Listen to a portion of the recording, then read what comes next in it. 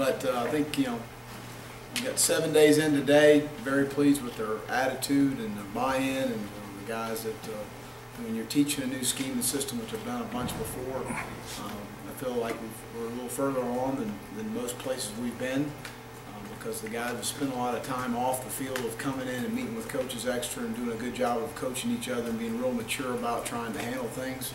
Extremely disappointed for T.J. Davis, outstanding young man, was having a very good spring. Certainly is an area that we couldn't afford to lose anyone, and to have him go through that situation will support him, and of course with Dr. Andrews and all the outstanding medical people we have here, hopefully for a speedy recovery, and we'll see when we get him back for the fall. But we've got a couple of guys banged up. Of course, Devontae Lambert's not doing much. Jonathan Jones has had an issue with his foot that we've held off contact with him at this time. Carl's been limited. We just purposely doing that. There's nothing wrong. He's had a very good rehab. He feels very strong with the knee. Jamel President's had a little bit of a groin pull. Trey Williams had a hamstring. We've had nothing big, but some bang-ups here and there. So we've been putting some guys in some different opportunities to let them see what they can do and how they can flourish in what we do defensively. And I've been very pleased with their attitude. I'll open up for any questions. Can you just talk about the cornerback position specifically? Who else you might be looking at there? Josh Hulsey's having an outstanding spring. He has really come on. He's really, I think, really runs well on the top end, plays the ball well down the field. I think he's having a very good spring. Jonathan has not done anything so far this spring, just for the simple reason he's going to be fine.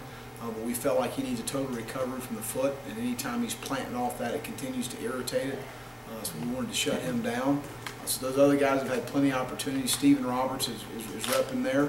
Rudy Ford is a guy that right now could go play corner for us, and I certainly know that we could win with. He's an outstanding guy on the top end as far as the speed is concerned, one of the faster defensive backs that I've been around. Continues to learn our scheme and system, and I've been very pleased with how he has progressed. Past that, we need to get better.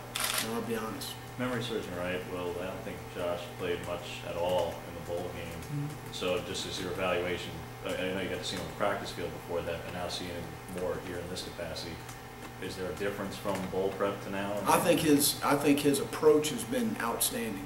I think that he was playing safety in the bowl practice, and we were playing against a more physical team, and at the time, going back, and our thought process was at the time to be a little bit more physical at that position, but he certainly is a very capable physical player, especially at the corner position. But he's shown outstanding coverage ability against, in my opinion, a very good core of wideouts here. Is Ruffin playing? Which position is Ruffin playing? He's playing safety. A couple of guys were talking about the install of the 3-4 package this week, and if you just give a brief of kind of how that's going and how the guys are grasping that, where that's obviously different than whether we're coming out of 4-2-5 or even traditional 4-3. We're going to play with 11. Say 3-4. There's only 7 out there. If I roll 7 out there, they'll fire me quicker than they did at Florida. So we're doing just some different packages, and that's certainly an odd look. It's something we've done in the past that we're going to try and look at. But I think a little bit of what we're doing right now is just find out what our kids can do, just to see exactly where they fit, what they can handle. We purposely some days throw a lot at them to see how they adjust and how they handle it. And I think that's something that you always got to be able to do, especially in spring when you're not in a game plan situation.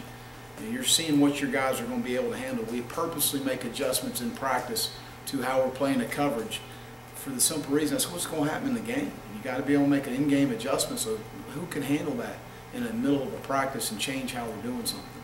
And but I've been again very pleased with how we've progressed, schematically along. And for the first time Saturday, we will scrimmage in the stadium and we'll be off the field. So we're going to get the coaches off the field and actually have the players make the calls. Heck, I got a bunch of defensive coaches that are real good at making calls. I don't know about our players right now, but those coaches make real good calls for them. Along with Carl, how are things shaking up at the buck position? She's done some nice things. Justin's been okay. So we're going to rep Jamel President over there a little bit now, and as we continue to move forward and gaining some depth along our front, that'll create some depth for us, and I think he's a capable guy. provide different things there, those three guys, or? Yeah, I mean, again, I think you've got to be able to have a guy that's athletic enough. We don't ask him to do a lot coverage-wise, but athletic enough to play in some space. We try to limit that as much as possible. Obviously, he's got to have pass rush ability and have enough girth to hold the point against the tackles in our league. We'll talk about Derek Moncrief. How is he doing this spring? He's done a nice job. He's playing at the nickel position, nickel Sam, for us, and I think he's done a nice job progressing. Got to continue to work on some of the coverage things in space, but a guy that certainly with the skill set to play that position and be an effective player for us. Is the day of three pure, true linebackers? Is that day almost gone? I mean, because it seems like almost everybody is talking about something, strong / nickel. We're over the last 3 years, 4 years in Florida. We're over 75% nickel or dime. Talking about 20% of the game you play. In our league right now, true traditional two-back, you're talking in terms of Arkansas and LSU. Alabama will give you a little bit, but most everyone's in a one-back. Our crossover opponent, Kentucky, will be in one or two back that'll be open sets. So I don't know where Shoddy will take Georgia as far as what they've done, but I don't think they're going to get totally away from what they've done. They'll give you some two-back, but I don't. Again, I don't. That's where the game's headed. Well, can you talk about the breakdown of the defensive staff? Who's coaching everybody? Are you like coaching more than one spot? No, I mean I'm coaching everybody, but I'm coaching the inside backers, and then Lance is coaching our outside guys and helping Rodney with the front. Rodney's coaching the end, nose, and tackle. Lance is really handling the buck position for us, which is a critical position. It takes a lot of different things you're going to see at that position, and the different things you've got to be able to go over at that position. The Mike and Will for us is really a mirrored position. It's not a whole lot different, a little more covered responsibility for the Will as opposed to the Mike, but really very similar skill set. Tavares Robinson's coaching the secondary. Blake Gideon, who played for me at the University of Texas, is a graduate assistant. He's helping him in the secondary. Speaking of just coming in and installing new things, you said everything's going great so far. How's that relationship with Coach Malzahn and Rhett Lashley, and making sure that you guys focus a lot more energy and time on the defense and get things done in practice? Well, it's been outstanding, but it's not about focus on defense. It's about focus on our team. What do we need offensively at this practice? I mean, there's a purpose to every practice. We're going to go out and we're situationally. We're going to work on 1st and 10. We're going to work on third downs. We worked in the red zone today. We had a good third down period today. We went skeleton in the red. I mean, there's a lot of different situational things that we do every day at practice, and to expose our players to those situations to transform to game day. But what is the theme of the practice, and what's the purpose of what we're trying to do today and get accomplished? Is it that we want to run a bunch of pressures at practice today and work on protection and have more of what I would call a loose downs practice? Is it more of a 1st and 10 practice? We're trying to really work on our run game, our play action on offense. We're really working on our middle field coverages and our matches on defense. So that's what it's what good staffs do. We sit down and talk about our installation on both sides. Nobody's getting blindsided walking on the field with a total new concept. We're walking on the field knowing that, hey, this offensive, this is what we got going in. Defensive, this is what we got going. But again, that's what good staffs do. Every staff I've been a part of, that's what you do. You go into the situation. Everybody knows exactly, what the purpose of the practice is, and I think Gus does a great job of, implementing that within a plan, and us all working together to make sure we're going out there and our kids are being exposed to the right things and exposed to things we're going to see throughout the year. We're going to work into next week some traditional two-back, 21 personnel, 12 personnel. So we're able to see those things because we're going to see those during the year. We've got to expose our players to things, offensively, things that maybe we don't give them as much of. They've got to be able to see those things. So within your package, you've got to be, have enough volume to be able to expose your football team to help your team, because the worst thing you can do is get into a game week situation if something you've never faced before. It makes it very difficult on either side of the ball. You've got a couple of ends who are quite tall guys, and Rashid Kenyon and Justin Thornton. What have you seen from each of them? Start specifically Rashid, because we spoke to him the other day. He certainly seems pretty confident that he can compete, if not for a starting job, at least get in that rotation, especially. Well, we need him to help us. We need more pass rush. We need more juice in the rush, and he's certainly a guy that I think's got some natural pass rush ability. I think he's done a nice job of that. He does have some length. He uses his length very well. He's got to continue to progress as far as those things are concerned. pad level. We got to continue to work on that, you know, and understand the physicality of the game. It's not just going to be about third down. You know, it's 1st and 10. You got to be able to take on a 310-pound tackle in our league. So those are things that he's done a better job, in my opinion, of leveraging on blocks, hand placement, all the critical things you've got to do to be a good defensive lineman. You know, Justin needs just to keep coming on and keep working. You know, he's a guy that's just got to continue to work. Will, is the secondary a place where freshmen might have some real opportunities There's no coming in? question. Yep. Dontavius Russell redshirted last year, Yeah. and so did Andrew Williams. How are they coming along? Dontavius, I've been extremely pleased with. A guy that can really anchor at the point. He's got some wiggle inside. He can give some issues in pass rush because he's a really good, you know, flexible and lower body athlete. He can hold point. He strikes with his hands. We had a great example from him on Tuesday's practice of showing our defense how you strike out of your hips on defense. I mean, it was a perfect side shot angle of him in his textbook. And so I've been very pleased with his work ethic, his attitude, everything that he does. Andrew, been very pleased with. Andrew's a guy that, you know, we feel like can be a good nickel rusher for us inside and also give us some length at the end position. He's a guy that's gained a lot of weight in a short period of time, over a year's period of time. I want to say he's been close to over 20 pounds, and something that's harder for a younger player to gain that much girth in that point of time. But I've been pleased with what he's done so far. Montravius Adams.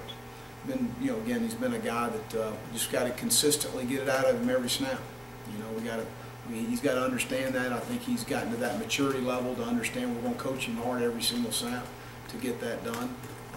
The guy's got tremendous ability, and we've got to get him playing hard every snap, and I've been very pleased through 7 practices. In your experience, when you get to that first scrimmage while you're installing the defense, what do you usually learn? Are you able to identify at least a few guys you can really count on?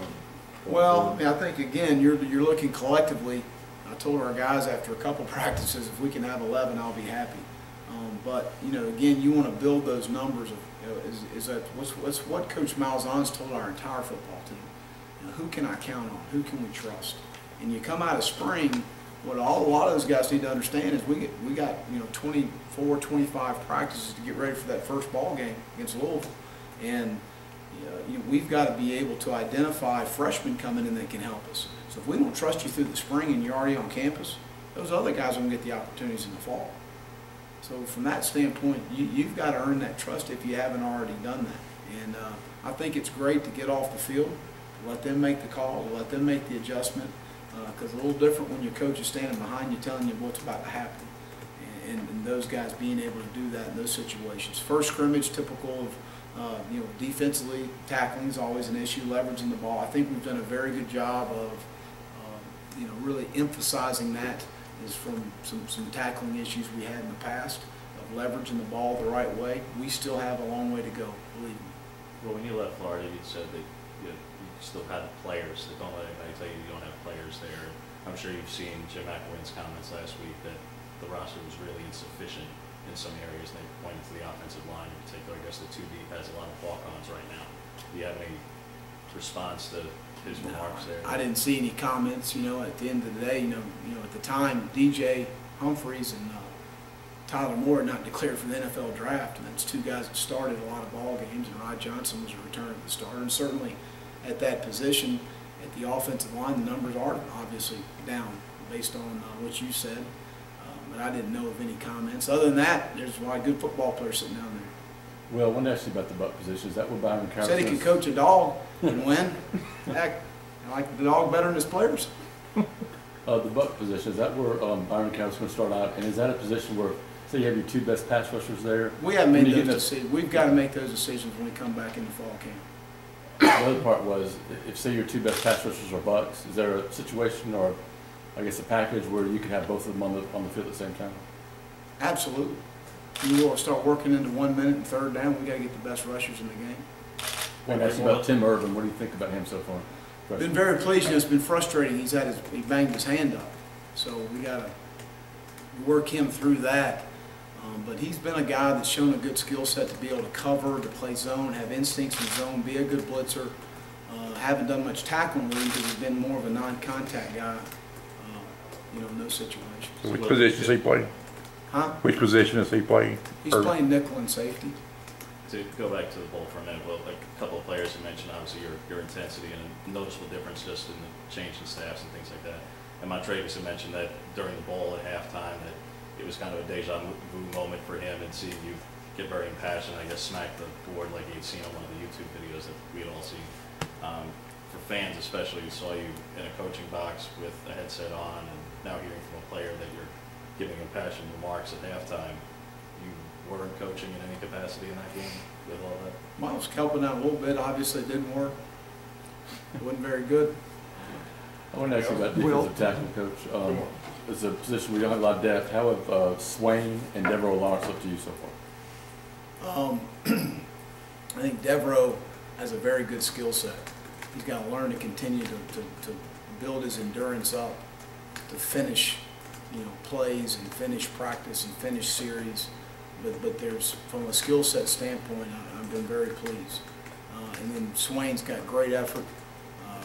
Plays with, got to improve his pad level, but I've been very pleased with both players. Both of those guys will be battling to start for us next year. Deshaun Davis didn't get to play last year and had a knee injury in high school. How's he coming back? And he's been solid. We've got to continue to progress. He had a little bit of a pulled groin, which hurt him in about 2 or 3 practices, but other than that, we'll see what happens. And the other young linebacker from Mobile, Trey Williams, how's he doing? Trey's been, again, we got slowed with the hamstring a little bit, but he's playing both inside linebacker slots. He's a physical, very good athlete that, I've been pleased with. You mentioned the 2 D tackles battling for the starting job. How important is it for those guys to step up in that position? There's no question. In our league, you got to be good up front, and those guys need to continue to come on. And so we need to continue to develop depth at that position, along with an Andrew Williams, along with a Devontae Lambert, who can be able to give us some numbers inside in the fall. All right, Coach. All right.